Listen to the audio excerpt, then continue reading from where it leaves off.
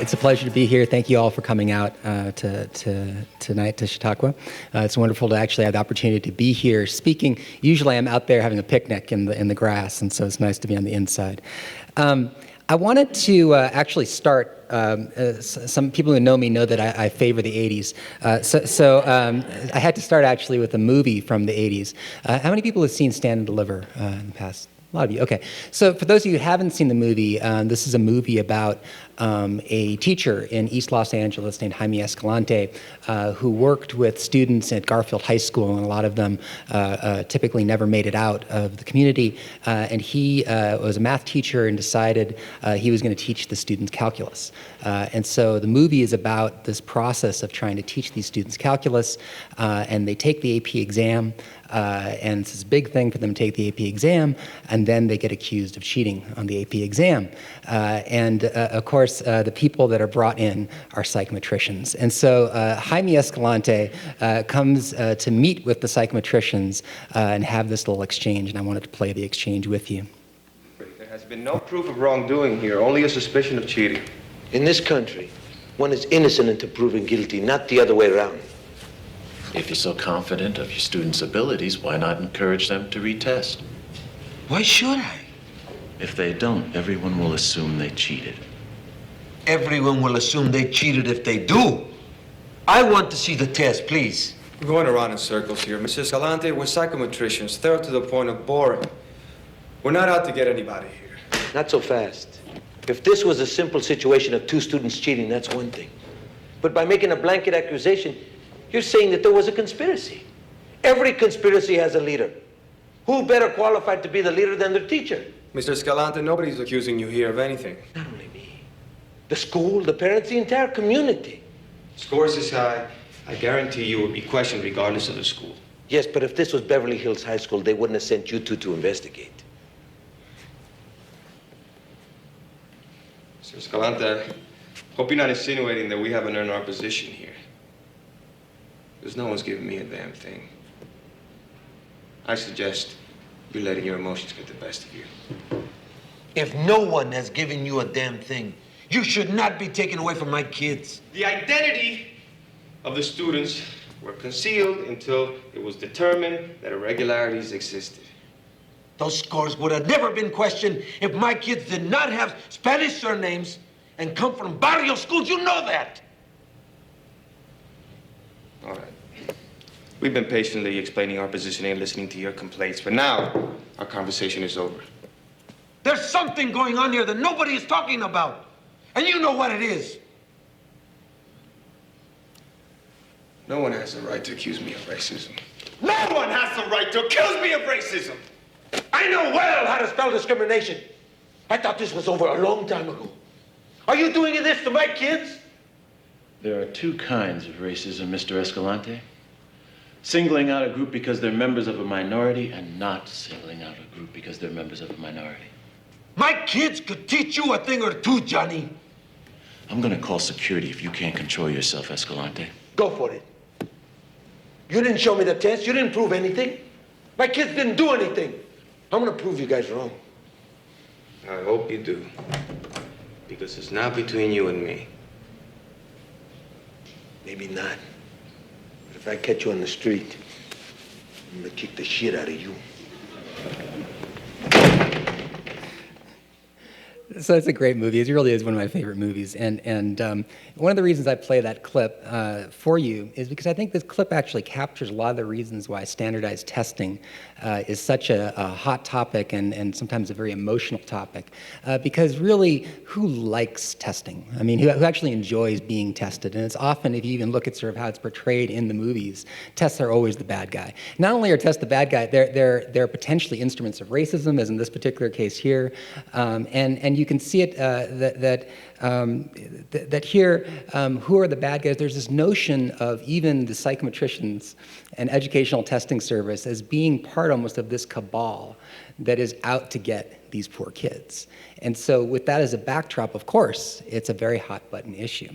Now, the other reason I want to give this to you is full disclosure, is that, as Lori mentioned, I am a psychometrician. Not only am I a psychometrician, to quote a young Andy Garcia in that clip, I am thorough to the point of boring.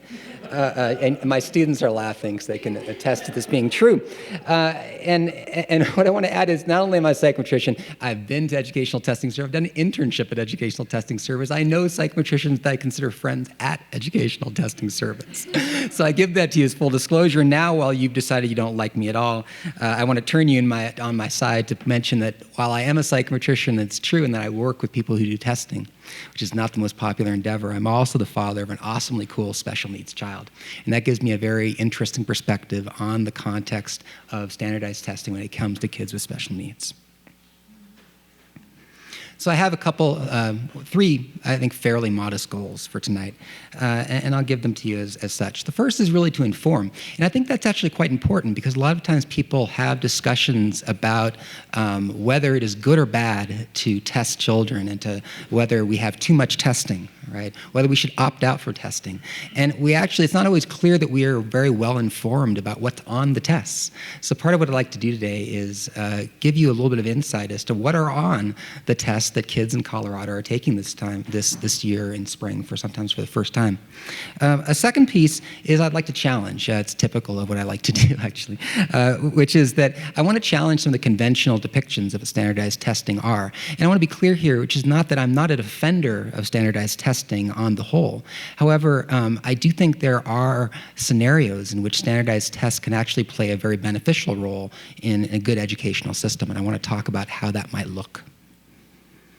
And the third is to motivate, because I think that in particular when it comes to kids with special needs, the needs are so great that we really require armies of people that are ready to take action and to do something to help the kids. And so I'm hoping at the end of this talk that I will have motivated you to take further action. So first thing I want to make a point about is that it has unfortunately gotten to be the case that when people hear the words assessment, they think that assessment just means testing. And assessment means a lot more than testing. I know that we have some people who are teachers. If you're a teacher, you know that you do assessment all the time. Whether you're giving a formal test or not, when you're talking to your students, you're assessing what's going on. An assessment can be something that's an exchange of information with students. It can happen at the end of the class very informally. It can happen asking students to raise hands. It can happen one-on-one. It can happen in groups. Assessment is much bigger than testing. Testing is just one piece of that puzzle. And there are actually these two books that I put up here, Knowing What Students Know and How People Learn, that really focus on just how beneficial assessment can be to education. If you just had education consisting of somebody like myself up in front of a class lecturing all the time, that was all that happened, learning would be very impoverished, because it's really critical to have feedback occurring in all directions, such that it's possible that there's some sort of a dynamic that gets students thinking very actively about what it is they're trying to learn. And assessment is a very rich way to promote that. Now, that being said, I want to situate assessment within this broader idea of alignment. Now, when you hear alignment, if you're not in sort of the world that I'm in, the first thing you think about with alignment is getting your car tires probably aligned, like it's something you have to do. Over time, you can see these first two diagrams, the tires can get misaligned. And if your tires are misaligned, right, if they're misaligned, you're in a lot of trouble. You're not going to be able to drive very straight. And so clearly alignment is something we need. So you can have all these four tires, but if they're not pointing in the same direction, you're not going to get to where you want to go.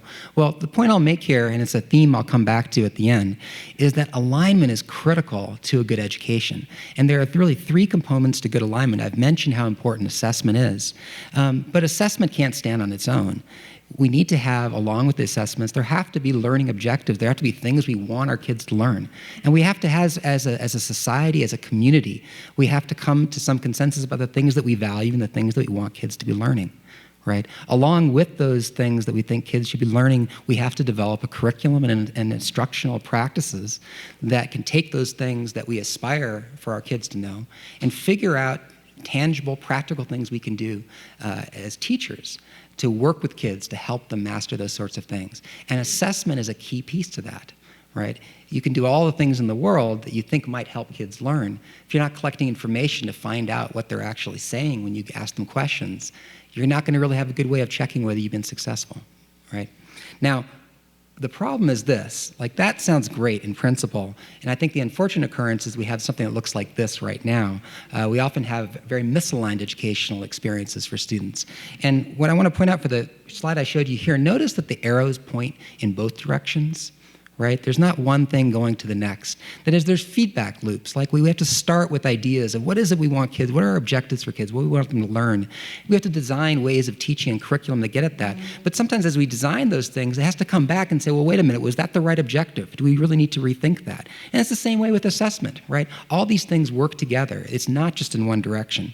Right? And in a misaligned educational experience, what we have instead is something where we have state standards, that's it, that's the only learning objective. We have the state standards, and that drives curriculum and instruction, that drives the standardized testing, and then the standardized testing drives the curriculum instruction. And notice the curriculum instruction does not feed back to any of those two things. That's what I would call a misaligned educational system, and that's one of the reasons why there's a lot of people that are kind of sick of the idea of externally posed standardized tests. So why test students at all? Well, I would argue that tests are just formal assessment opportunities. And so some of the reasons why you might want to test students is it can actually serve as a really powerful learning opportunities for students. That is, learning takes real cognitive efforts, and tests can bring this out. Right? It's very easy to convince yourself, and my students will know this, it's very easy to convince yourself if you're just paying attention to a lecture, and if you're just reading the assignments you have, it's very easy to convince yourself that you understand what's going on. And invariably, when someone starts asking you questions, whether it's formally on a test or whether it's me just doing Socratic method in a class, it becomes clear that you really don't understand as much as you thought you understood, right? And it's the act of trying to retrieve and make connections while taking a test that actually spurs learning. Now, in addition to this, testing can provide objective information that may or may not coincide with the teacher's beliefs. A lot of times teachers think they know who's learning by just looking in the classroom, right? And there are these halo effects where we think certain kids got it, and then we start asking questions, we realize the kids we thought were just humming along and understanding it really weren't understanding things very well. Conversely, they're the students who look very puzzled, and those are the students that are working hard to understand, and they're actually getting it a lot more. So the other piece to testing, of course, is that it can facilitate comparisons. And this is where large-scale standardized tests actually come into play the most frequently. So as a society, do we have common expectations for what students should be learning in school? I ask that as a question. It really is an open question. I think that if the answer to that is yes, a next question might be, are some of those things measurable? Right? And if there are common expectations, then why not have common tests of these expectations? I'm sort of walking you through the logic of why you would imagine a system that had large-scale assessments. So tests are fundamentally, the purpose of standardization is to ensure fair comparisons relative to learning expectations, in other words, fixed criteria, and also to facilitate fair normative comparison with peers, to other classrooms, to other schools, to other school districts, to other states, even to other countries. So with that said, to motivate, why do we have large-scale standardized tests? Let me focus a little bit on what the large-scale standardized tests that exist in Colorado. And I want to focus on two tests in particular, the PARCC tests in English Language Arts and Mathematics, and the Diagnostic Learning Map test. These are also known as the COALT that students are taking as well. And I just point out that there are different groups of students that are worth distinguishing here. There's, for lack of better terms, I'm using the common parlance of a general education student. I'm not crazy about this, but it's the best we can do, general versus special. And then there's, typically special education students are about 10% of the population of students. These are students who have usually individual education plans. And among that 10%, there's another, in total, 1% of the population that are classified as students with significant cognitive disabilities who would then take an alternate assessment, such as the DLM. So what I want to do in what follows is to take a deep dive. Right? So much of the debate about standardized testing is very political and abstract, and there's not enough focus, in my view, on the actual content of the tests. And this is very understandable because the scope of all this can be really overwhelming, right? There are multiple subjects in which kids are tested. There are multiple grades in which the tests exist. There are many standards within those grades. So if you're trying to get a handle on what these testing systems look like, it can be overwhelming to enter that. So what I want to do is just look at one grade, grade 5, and I do this selfishly because my son's in grade 5, and I'm actually very pleased that my son's teacher, who I respect tremendously, Michael Tomich, is here. So selfishly, I've chosen grade 5 because Lucas is in that class. One domain within that grade, mathematics, and one cluster of standards, fractions. Okay, and so what I want to do is, what did this look like before? Before we had the new test, before we had PARCC and dynamic learning maps, what did things look like before, and what do they look like now? How are they different? So the way things were, if you go back to 2005, when there were the Colorado Model Content Standards, they didn't actually have names for the specific standards. There was just Standard 1, 2. This was Standard 1, the one that most closely relates to understandings of fractions. And says students should develop number sense and use numbers and number relationships in problem-solving situations and communicate the reasoning used in solving these problems. So specifically for grades 5 through 8, it said use the relationships among fractions, decimals, and percents in problem-solving situations. So that doesn't sound like a terrible thing to expect of students, but it's a little bit vague. Here's an example, and this is one of the reasons why we actually, you can look at standards, and standards are almost like trying to interpret the Bible until you actually have an example of a test item where you actually see what it was that people thought that meant. So here's an example of an actual CSAP grade 5 item on fractions released, I think, from the early 2000s. Right? And you can test yourself here. Are you capable of getting this one right? And I'm thinking if you look at this question, this doesn't seem like a terribly difficult question for a student to answer about fractions. Okay, so the way things are now, fractions within the Common Core State Standards, which is the focus in the state of Colorado, fractions are a big emphasis in the Common Core State Standards, and they go from grades 3, 4, and 5, and there's actually a sequence you can follow if you go to the website for the Common Core State Standards that talks about how understanding of fractions is expected to progress across these 3 grades, right? This itself is already a bit of a sea change. Before, when you would look at standards, you would see these discrete content areas. It's very hard to make connections from grade to grade about how understanding of mathematics is changing. The very fact that there's some coherence in the Common Core State Standards is already a step forward. And so here's what the Common Core State Standards says at sort of a high level about fractions. By grade 5, students should be able to use equivalent fractions as a strategy to add and subtract fractions and apply and extend previous understandings of multiplication and division of fractions.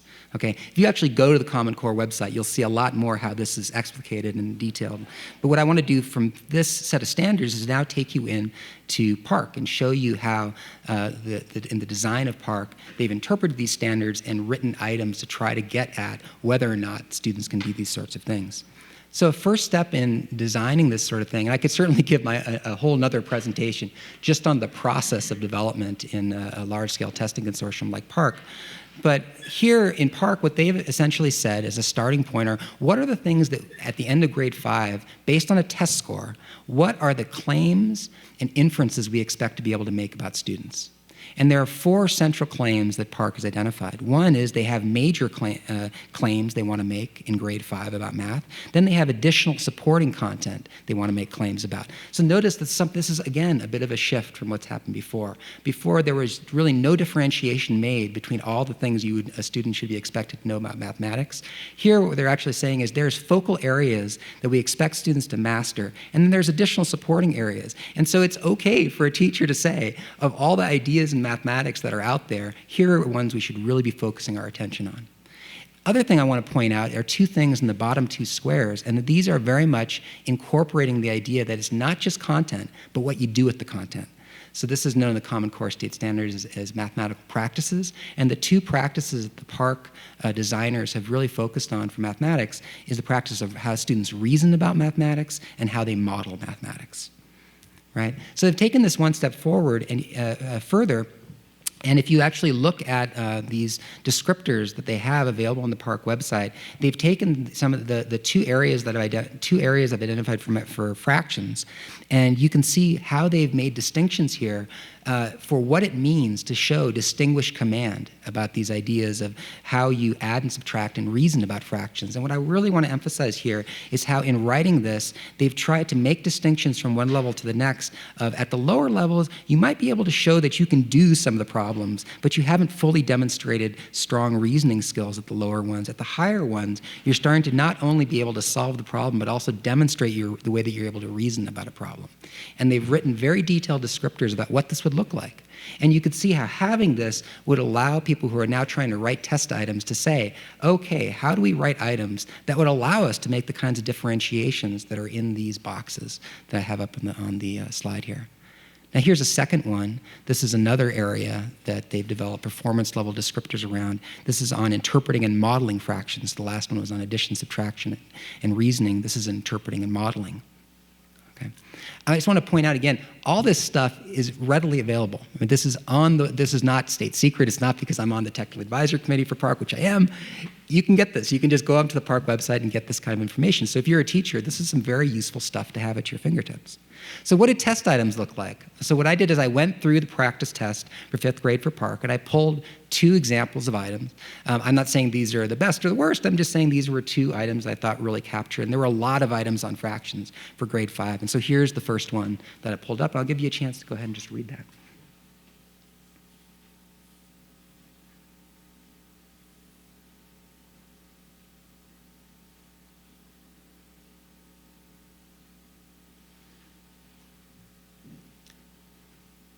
So we'll do a little audience participation here. What do you think of this question compared to the question I showed you before? It's much harder, right? I mean, it's a whole order of magnitude harder. We're talking about content here that was nowhere near what the content before was. Can you identify essentially what a fraction looks like here, right? The other piece, it's an important surface level feature or just format feature of the item. Notice that this is not an essay question, but it's not exactly a multiple choice question either, right? I mean, there are a discrete set of things you have to choose, but there's not an A, B, C, D, right? You actually have to, within this set, pick the ones that you drag into these boxes. So while it's still a selected response, it's a much harder question to guess correctly than even if you didn't know how to identify the fraction I showed you before. It would be much easier to guess that question correctly. Here's the second part. That was a part A. This is part B.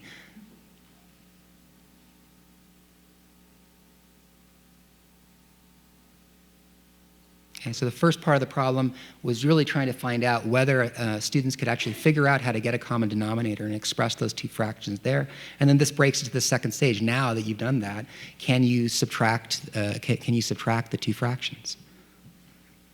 Okay.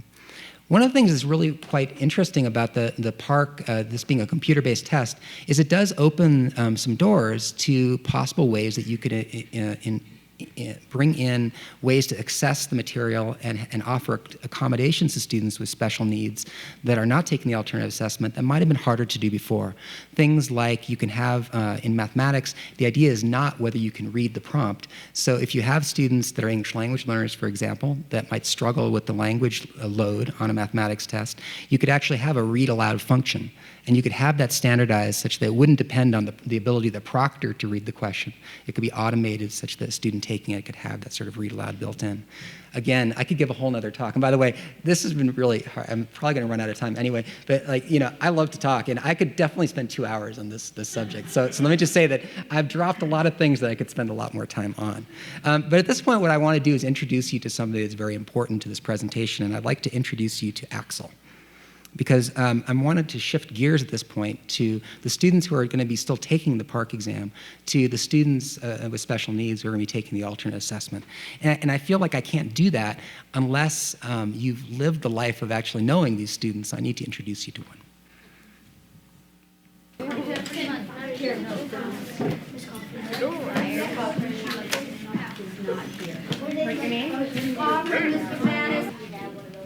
I did.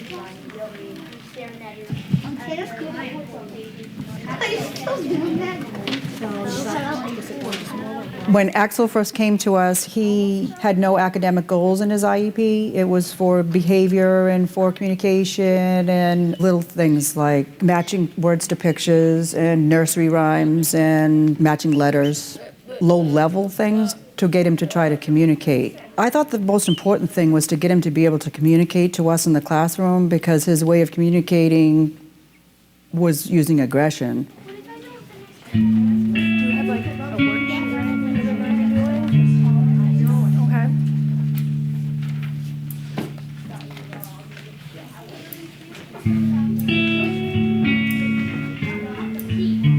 We had a hard time trying to get Axel to be in the classroom. He kept expressing to us that he did not want to be in there.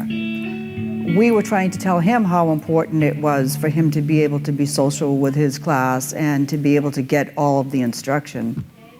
I think it was just felt too chaotic to him. With the kids would, be walking around the classroom. There's things on the walls, the lights, it was just a combination of everything that was sensory overload for him. One of the biggest challenges we had in regards to sensory for Axel was that he would perseverate on sentence strips and the lamination that would be in people's recycling bins. He'd touch them on his lips and then roll it back up and then unroll it and roll it back up and unroll it, and that was just very calming for him. It is 3 o'clock. 6. I have the whole number. Okay, ready? I always get anxious Today my when class it is wakes me going to do partner reading. Our goal is to have all of our students to be in the general ed classroom to learn the general ed curriculum and to be part of our school community. Peers in the classroom are very good social models for him, and for anybody who's on the spectrum, just being able to see typical peers and how they interact is just such a great thing for kids on the spectrum to see.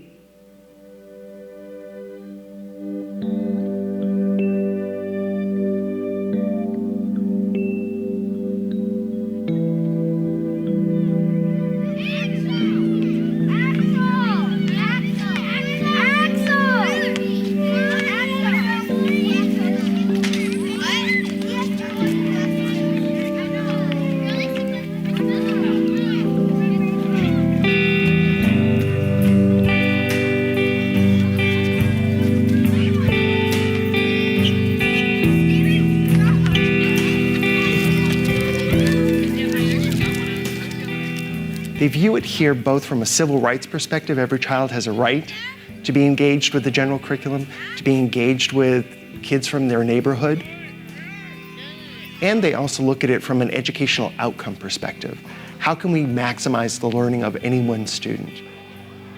And the school team saw very clearly a path for getting more out of Axel's learning by engaging him in a general education classroom. In all the studies that we look at over the last 35 years, even when controlling for the severity of disability, students in general education classrooms show greater academic learning and social emotional learning than students in separate settings. All the comparative studies are very clear and consistent on that message. Axel, did they both chop down the beanstalk? Did only the original story, or did the trial? Can you point where it belongs? Where does it belong? Point. Yeah, put it where it belongs. Axel, where does it belong? Good job. Jack and his mother were very poor. Was that in both the original or the trial? Put it where it goes. Here. Good job. Both or the trial? Put it where it goes. Good job. They really started off from a point of saying, we think Axel is smart, capable of learning in our local school, capable of communicating lots of thoughts and ideas, but we don't presently understand exactly how to support him. But our starting point is going to be to think that he's smart and that our job is to put together the constellation of supports that will allow him to show that to people.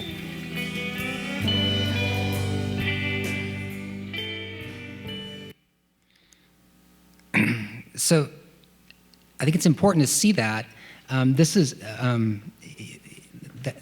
It's important to see just sort of what the challenges are for kids with special needs, and it's important to see an example where you have people working as a team to try to integrate kids into the general curriculum and to set high expectations what these kids can do.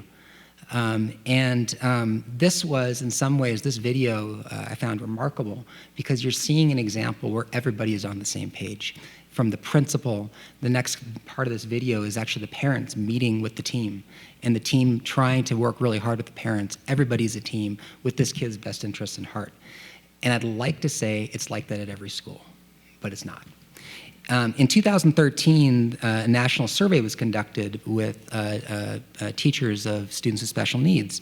And one of the questions that was asked to the teachers was, it is important that students with significant cognitive disabilities have access to the same ideas and content their same age typical peers are learning.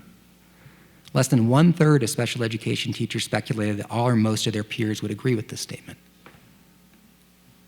Students with most significant cognitive disabilities should master functional skills or daily life skills before beginning to learn academics like reading and mathematics. About 2/3 of special education teachers speculated that all or most of their peers would agree. Right? So not only that, if you actually ask, and you know, people who've been developing these alternate assessments ask sort of what it is, if you're teaching academic skills, that you're teaching kids with special needs, it's the same damn thing every year. You know, so for example, my son Lucas, we're trying to teach him mathematics, right? And he has, for a long time, had a very hard time moving from number correspondence to single-digit addition and subtraction. And we've spent, like, you know, in school, they're doing the same thing for 3-4 years, right?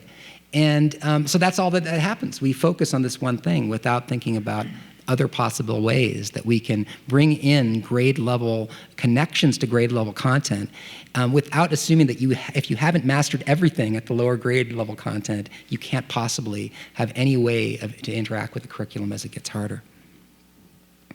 So this is where I want to introduce DLM, Dynamic Learning Maps, which is the assessment that students with special needs in Colorado will be taking starting this spring. So here's the general vision of the structure of DLM, is they have this idea of there being a learning map for students with special needs, significant cognitive disabilities. Similarly, they have claims they want to be able to support with scores in the test. They then focus down to particular conceptual areas and essential elements. Now, I don't have time to go through all of these, but I just want to focus on this idea of essential elements and what that means. So in DLM, essential elements are specific statements of the content and skills that are linked to the Common Core State Standards grade level specific expectations for students with significant cognitive disabilities. So let's use this example of fractions to see how this would work. So here on the left-hand side is a written out, kind of explicated with an example of what it means to meet the standard in grade 5 for facility with adding and subtracting fractions, right? And you can see how involved that is on the left-hand side, what's expected in terms of common denominators. And the idea of an essential element is to say, when it comes to thinking about fractions, it's still important for kids with special needs to start thinking about fractions. Now, maybe they're not ready to solve addition and subtraction problems with common denominators, but can we at least can we start thinking about what's an essential aspect of dealing with fractions? And one of them might be to identify a model of halves and fourths, right? So that might be an essential element. And so from there, in DLM, working with content specialists, they've developed a hypothesis about how understanding of these essential elements, what is the map for how a student would get to that target essential understanding. And so you can see what I've written up here is sort of this first pass at what this hypothesis might be. So at the beginning, the very top block there is, can you get a kid to attend?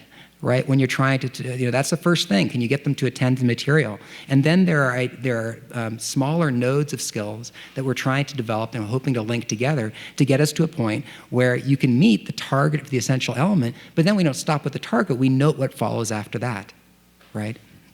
So let me make this a little bit more explicit by showing you a series of items that would be linked together in what DLM calls a testlet that you could use to work with a student in trying to assess their understanding of fractions in this way. So it might start, here's the start of the DLM testlet, and it starts by first just trying to get the attention, make sure the kid is involved in the question. So we start out, Maria likes to eat cake. Maria cuts the cake into pieces, okay? Here's a first level question. You're going to see how this progresses in sophistication. First we ask, Maria makes a cake. Which picture shows a part of the cake? Maria makes a cake. Which picture shows the part of the cake? Right, you notice the difference, right? We're switching the shapes. Now back, Maria makes a cake. Which picture shows part of the cake? Maria has a rectangle. Which rectangle is divided into equal parts? Maria has a circle. Which circle is divided into equal parts? Right? Now, I'm not trying to argue these are the greatest items that have ever been written to get at understanding of fractions. What I want you to see in this is how there at least was an attempt to have a family of items and how they change. There's a notion of how you change them in sophistication, right? Starting with something that there can be an entry point, and you build up sophistication and sort of see a possible trajectory for how a student might be able to get there. Oh, I missed this last one. Maria has a square, right? Okay. Now, the idea is this. There's no reason that these kinds of questions have to happen at one sitting at the end of the year. There's just no reason at all why we have to think about assessment in that way. And in fact, DLM has a model for how it can be used and embedded in the curriculum. So from one model of this is that from August to April, you would have all these different essential elements, and you would have testlets tied to that. And as part of what you're doing in instruction, you'd be giving students these kinds of questions and tracking how they're doing with them, and sharing that information, sharing that with the parents. So they got to see what was going on those questions, right? And as you gather that evidence over the period of time, then when it comes to the end of the year, you're just taking subsets of questions as a final end-of-year experience. And what you're hoping to see is that some of the questions, maybe at the beginning of the year, a student like Axel might have only been able to go to the first few questions that focused on fractions when it was really clear that it was the cake. Can Axel go to the next step to being able to see this part-whole relationship when it's now just a square or a rectangle and not the cake? Okay. There are no magic bullets. Right? I just want to be clear about this. I'm not trying to argue that if you embed assessments, oh, okay, great, now our kids will be able to learn no problem, right? You still need to figure out how to teach it. That's not so easy to do. My wife Whitney and I have tried, and we keep trying.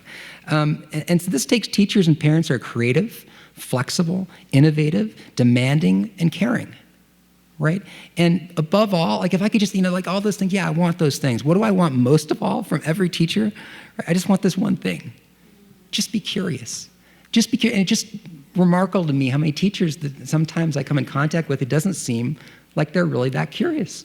Because you're in the greatest laboratory in the world. When you get a kid like my son, you get to try to figure out what it is that could help him learn. And how fabulous an opportunity is that, right? And I'm incredibly thankful that we have this year experienced a teacher like Michael Tomich, who has actually renewed my faith that such teachers actually exist. And let me tell you what, resources are there that are available to help. You don't have to make it up on your own. Actually, believe it or not, the Colorado Department of Education has some really nice instructional resources tied to each grade level and in content areas that teachers could tap into that are connected to these sorts of things. Also, Dynamic Learning Map has resources. There's also another consortium for alternate assessments, the NICSIC consortium, that has a really wonderful wiki page that has links to instructional resources and modules that teachers could use to come up with ideas and approaches for how they might develop instruction. But I want to come back again. It's alignment, alignment, alignment. All these things have to happen together, right? It's not enough to have a great assessment system, right? It has to be integrated in the curriculum instruction and learning objectives, right? And the most frustrating thing as a parent is, you find out your kid's gonna be taking a standardized test and you say to the teacher, the stuff my kid's gonna be taking on the test, how does it relate to what you've been doing all year? And we've been in the room with a teacher where I've asked that question and nobody could answer it. Not even give me a politically correct answer, just could not, didn't even know where to start with that question, which tells you all you need to know. And what we already know this year, have we seen, Luke is gonna be taking these questions from the DLM assessment. Have we seen a single testlet over the course of the year that he's been taking? No, of course not. Is there any sense of the essential elements and how it relates to his IEP? No, but it could happen. There's no reason it couldn't. So when it comes to opting out, I have a few thoughts. Okay, so here are some questions I think the parents should ask themselves. And I want to be very clear here. I don't necessarily think that opting out is the best way to go. But I am very sympathetic to why parents might want to opt their kids out of standardized tests. But here are some questions I think that the parents really need to be able to answer when deciding whether that's the right course of action. The first question is, what financial impact could this decision have on my child's school? One thing you have to appreciate is that there's a reason it's not just pernicious that principals and teachers want their kids taking these tests. If you don't have 95% of your kids participating in the test, you're at risk of losing Title I funds. Who need the Title I funds the most? The most disadvantaged kids, right? So you have to think very carefully about what the financial impact could be. Now, that's necessarily the best reason to have your kids take a standardized test. So let me give you some other questions to ask. Has my child been given the opportunity to learn what is being tested, right? Now, obviously, if there's complete misalignment between what is going on in the curriculum and what teachers are teaching and what's on the test, it's pretty silly to have your kid take a test when they haven't had the opportunity to learn. That would be a good reason to perhaps opt your kid out of a test. Is a specific test any good? And this is what I've tried to focus on here. The resources are there. You can look. You can see if you have a kid taking a particular grade test, you can take the practice test. You can see the way the test has been developed, and you can at least make your own judgments about whether you think the kinds of questions that are on the test are the kinds of questions that you think your child should know. And the other question is really important, and part of my background is economics, and in economics there's this idea of opportunity cost, and something that people don't naturally consider. And let me just ask this, you have to be asking yourself, what will happen when your kid's not taking the test? And is it more valuable than what would happen when they do take the test? I'd like to say that it's always the case that what happens on a day-to-day basis in schools is more valuable than what happens when a kid interacts with tests. Unfortunately, that's not always the case. Right? There are too many movie days that I could mention that belie that idea. And here's the last one. If we're opting out of this, to what will we be opting in? Right? I do think if you're viewing opting out, or if parents are viewing opting out as a political move, right? You could say, look, we want our voices heard here, right? And we actually want people to pay attention to concerns we have about what's going on in the educational system. I really sympathize and appreciate with that. Graduate school, I was in Berkeley, now I'm in Boulder. So I'm kind of a wild rebel liberal at heart. However, you have to have an alternate plan, as Ani DeFranco once said. It's not enough to just to protest. You actually have to have an alternate plan for what you want to do next. So let's give Axel the last word. One that is the same for both the original and the trial. One's that's the same. Jack climbs, sorry, I didn't hear, thank you. Okay, Jack climbs a beanstalk. He had expressed to us that he wanted to write and type. We took a big, large piece of construction paper and marked off just the letters of his first and last name as a starting point. X, E, L, Hello. C, O, R, T, E, S, Axel Cortez. By independently interacting with the iPad, he won't need an adult to stabilize him while he's writing out words and letters. As skeptical as people are, I think your philosophy needs to be to believe in the student. You are all hugs today. There you go.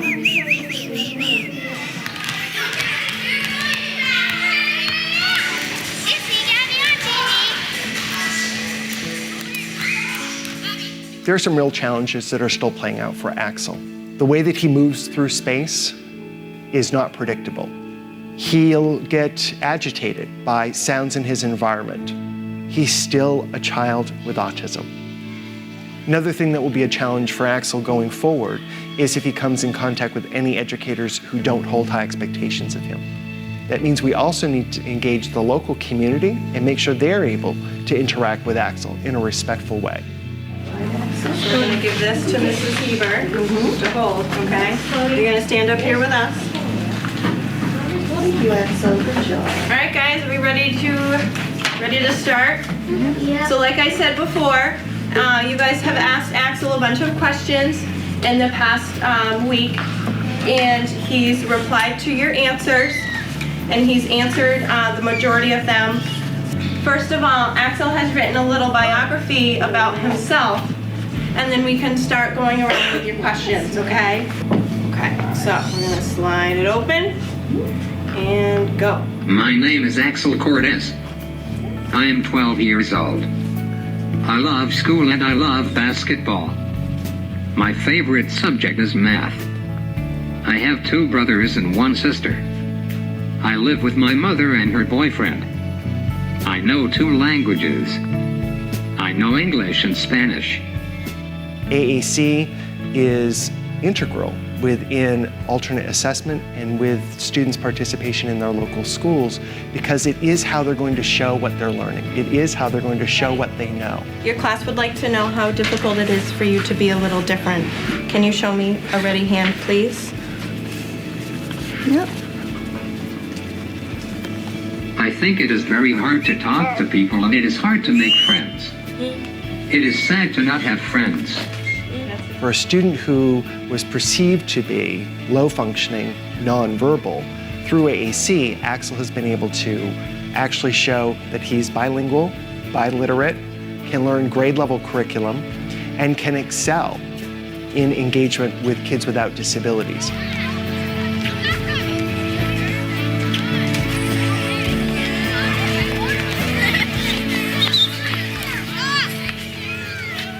Axel's now on the path to college. He's now on the path to having a career because he has a way to communicate.